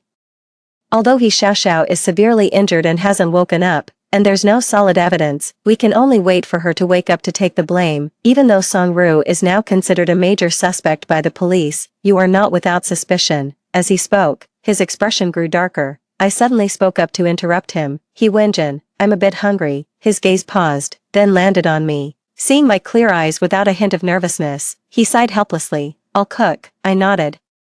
In my previous life, I had a severe stomach condition, so He Wenjin specially learned to cook medicinal meals and cooked daily himself. He was very skilled. I had once thought he was born with cooking skills, but now, seeing the lumped noodles he served, I suddenly realized that He Wenjin, a privileged young master, had always been served by others. How could he have known how to cook from the start? He learned for me. It was always for me. I picked up the chopsticks and took a bite, quite salty. But He Wenjin looked at me expectantly. Is it good? His eyes twinkled with tiny stars, so beautiful, just like the man in my memories who smiled and asked if I liked him. I lowered my head, holding back the sour emotions, and nodded vigorously. It's delicious. And, I really like it. The last bowl of noodles ended up in the trash can. Because I cried, He Wenjin thought it was because they were too hard to eat. He picked up the chopsticks and took a bite. Then, the next second, it went into the trash can. He frowned, clearly dissatisfied. I want to cry too. It's so awful. Very cute. It made me laugh out loud, dispersing the gloom between my brows. I encouraged. It's okay. Your cooking will definitely be delicious in the future. Why? I smiled and said, because, I will be your only diner in the future. The man's eyes twinkled, his gaze thoughtful and inscrutable. He said in a deep voice, Song Tangin, what will you be to me in the future? I was momentarily stunned. Looking up at him, I met his dark, confident, and certain eyes. He had guessed it. Of course, he was always so clever. Perhaps, I paused for a moment before slowly saying, a lover, someone in love. I thought He Wenjin might be taken aback or might frown and press further, but instead, he relaxed his expression, his eyes slightly crinkling and his lips curving up, shedding his casual indifference. Appearing utterly sincere, he said, "That's good then, that's good then." Seeing the mole by his eye tremble with his smile, I suddenly wanted to taste what it was like. Thinking it, I did it. I lifted my foot and kissed him. Under his astonished gaze, I grinned. "He Wenjin, I really like you. I forgot to tell you in my last life, this life, I'll tell you, I like you. I've always really liked you." Before going to sleep, he Wenjin tucked me in. "If you get scared, call me, and I'll come right over." Before he left, he also placed the amulet he wore around his neck into my palm. I knew this. He Wenjin was frail as a child, and his mother got this amulet for him, to protect him as he grew up. Now, he was using it to ensure my safety, clutching the jade pendant. My heartbeat was erratic, and my cheeks were burning hot. Only when he Wenjin slowly walked out and closed the door did I realize my face felt a bit sore from smiling. My heart felt swollen too. He Wenjin was always like this. Seeming like a playboy who never took anything seriously, yet he was actually the most meticulous and gentle person. And that night, I couldn't sleep until the middle of the night, a bit excited and a bit afraid. I glanced at the phone by my pillow, thought for a moment, wondering if he Wenjin had already fallen asleep. I was afraid to disturb him with a call, maybe just send a text instead. "Are you asleep?" Just as I sent it, feeling it was a bit redundant and about to retract it, suddenly there were footsteps at the door. Then, the sound of the door opening. When I opened my eyes again, He Wenjin was already standing by my window bed. The moonlight through the window fell on He Wenjin's shoulders, softening his sharp features into a gentle warmth. He leaned down and gently asked, "Ah-in, what's wrong?" Less than a minute after sending the message, he was already here. He was truly following through on his words. He said he would come, no matter how late. He always comes when I need him. Perhaps, like me, he too found no sleep last night. All because he was afraid I might truly need him. Thinking of this, my heart clenched tightly. It hurt and felt suffocating. I ended up staying at He Wenjin's house for half a month. The most interesting part was waiting for He Wenjin to come home. He would be in the kitchen, showcasing his culinary skills, while I leaned against the doorway, quietly watching him. Sometimes, I'd lend him a hand, under the warm yellow light, with his hair slicked back. His handsome yet somewhat immature face appeared softer, enveloped in a gentle aura. At this time, he hadn't yet graduated from university. Compared to the resolute and decisive CEO in my previous life, he now seemed more naive and tender. This was a time I had never been part of. Never known. Occasionally, he would look up at me, his lips curving into a gentle smile. The clear love in his eyes was impossible to hide. He really liked me a lot. In that moment, I realized that in the times I was unaware, He Wenjin truly cared deeply for me. My heart tightened suddenly, emotions flooding through me and culminating in a long, deep sigh. He Wenjin's cooking skills improved day by day. The Song family could no longer contain themselves. I had thought that the Song family wouldn't just let Song Ru admit guilt and go to prison, but I didn't expect that they would bribe He Xiaoxia's agent to accuse me as the real instigator. Such shamelessness, such despicableness. In front of the cameras, Song's mother revealed the truth about mine and Song Ru's origins. Tears streaming down her face, she cried, "I never imagined Ain would intentionally hurt someone. She has always been such a good girl, but now to avoid punishment. She even framed her own sister. Although Aru is my own daughter, she hasn't enjoyed many blessings in life. Now she's even being falsely accused and sent to prison. It really breaks my heart." Song Ru nestled in her arms, clumsily wiping away her tears while her own streamed down her cheeks. "Mom, don't be sad. My sister must have been confused when she made the mistake. I'm willing to take her place if it means she can take care of you." The mother and daughter, wailing pitifully in front of the media, looked extremely sorrowful. "People who make mistakes should take responsibility. You shouldn't have to suffer for what isn't your fault." Finally, Song's father, looking stern and righteous in front of the cameras, declared, "Song Tangyin, the Song family has raised you for so many years. We hope you will come forward and atone for your wrongdoing." Once the video was released, the internet erupted with condemnation against me. Such an ungrateful person. She enjoyed the good life of a fake heiress and now lets the Song family's own daughter take the blame. Is she even human? Song Tangyin, you vile woman, dare to do but not to own up. Utterly disgusting. Indeed, the Song family treated you too well, and you repay kindness with enmity. Truly despicable. The criticism continued. My private account was exposed, and I received a flood of messages every day. Even former classmates called to inquire about my situation. Those who cared, I occasionally replied. Those who wanted me to confess, I simply blocked. Despite the ongoing external turmoil, I did nothing. No matter how much the Song family schemed or agitated, As long as the police did not summon me, I am innocent. Why should I complicate things and fall into a trap of self-justification? That day, He Wenjin received a message and rushed home, immediately saying, "I can help you." I smiled and replied, "No need, I'll handle it myself," but I stopped mid-sentence. For some reason, I suddenly remembered something that happened in my past life, a fierce argument. Though it was called fierce, it was actually just because He Wenjin treated me too well, which made many jealous. Rumors about me going to jail were spread behind my back, and the internet was filled with curses. In the end, it was all about me not being worthy of He Wenjin. He Wenjin wanted to help me clear up the rumors. He wanted to attend the press conference with me and take legal action against the gossipers.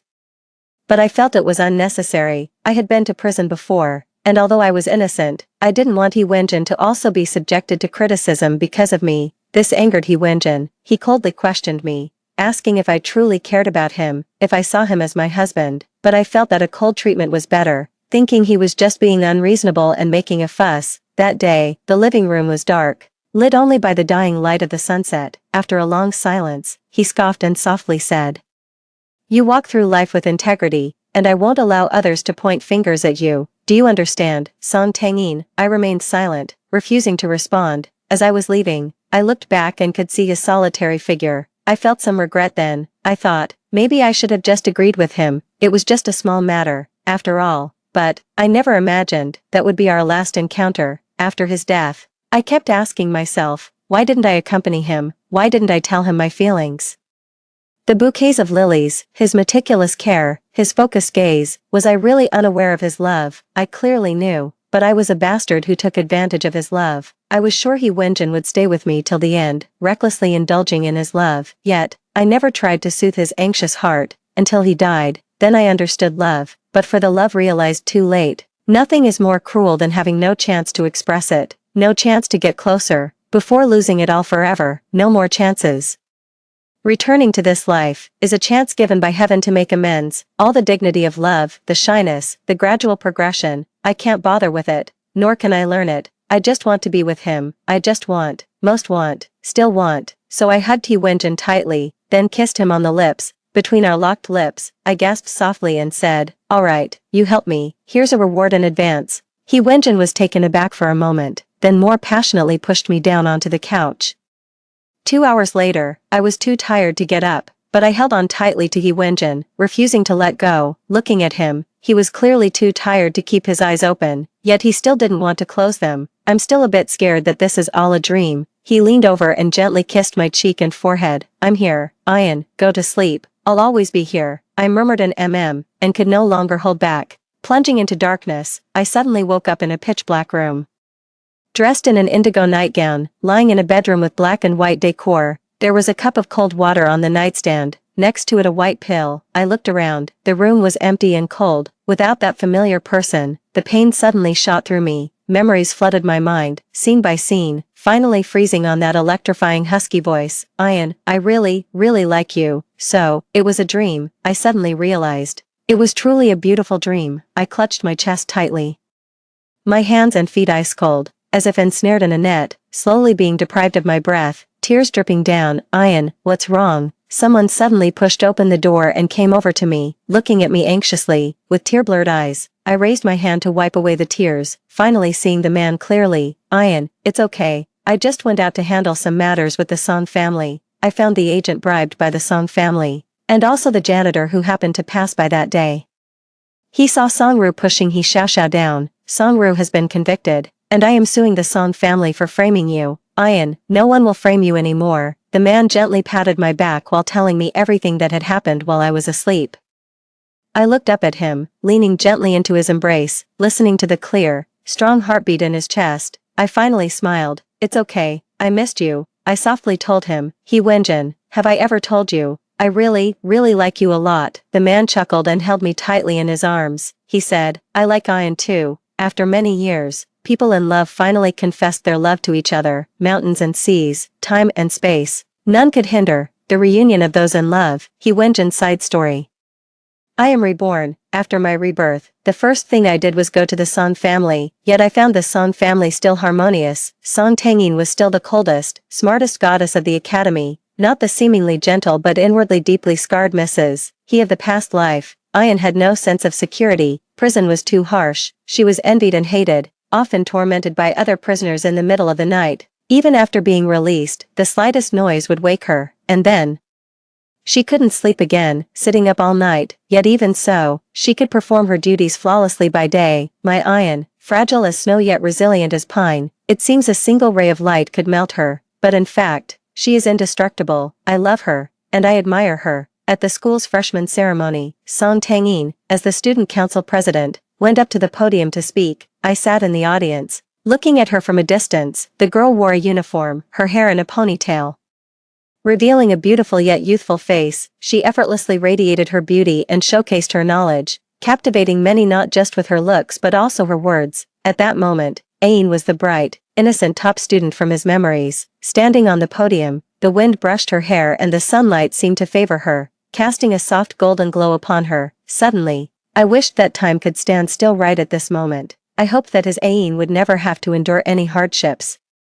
Always remain innocent, where smiles are just smiles, and sorrows are just sorrows, unaffected by rumors, untouched by mockery. How wonderful that would be. I had already known that Song-ru would face trouble, so I had installed a surveillance camera in that secluded corridor. I was about to release the footage when I received a distress message from Song Tangyin. In that instant, I knew, Ain was back. I wanted to know her stance this time, how she would handle the Song family affairs, but this time, she refused to take the blame. She left the Song family. I saw her quietly dragging her luggage, walking alone on the deserted plane tree-lined boulevard. When she saw me, she blossomed into a smile. It made me feel, yes, the sunlight was so warm that day. I took her home, pretending to be oblivious to everything. After much effort, I made a bowl of colorless noodles, watching her stunned expression. Gradually, I guided her to realize my love for her, seeing her heart flutter for me.